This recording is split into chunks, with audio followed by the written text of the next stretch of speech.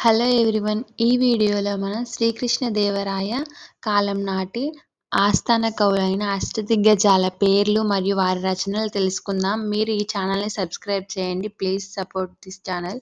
శ్రీకృష్ణదేవరాయల ఆస్థాన కవులు: అల్లసాని పెద్దన, నంది తిమ్మన, పింగళి సూరన, రామరాజ భూషణుడు. మొత్తం 8 మంది కవులు అష్టదిగ్గజాలంటే. నెక్స్ట్ తెనాలి రామకృష్ణ, అయ్యలరాజు రామభద్రుడు, దూర్జటి, మాదయ్య గారి మల్లన. ఇప్పుడు ఈ 8 మంది అష్టదిగ్గజాలు రాసిన రచనలను మనం చూద్దాము.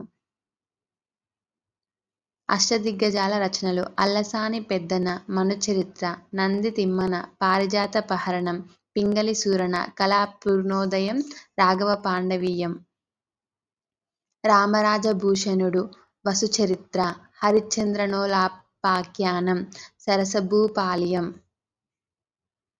తెనాలి రామకృష్ణుడు పాండురంగ మహత్యం, ఉద్భటారాజచరిత్ర, అయ్యలరాజు రామభద్రుడు రామాభ్యుదయం, మాదయ్య గారి మల్లన రాజశేఖర చరిత్ర, దూర్జటి శ్రీకాళహస్తీశ్వర మహత్యం.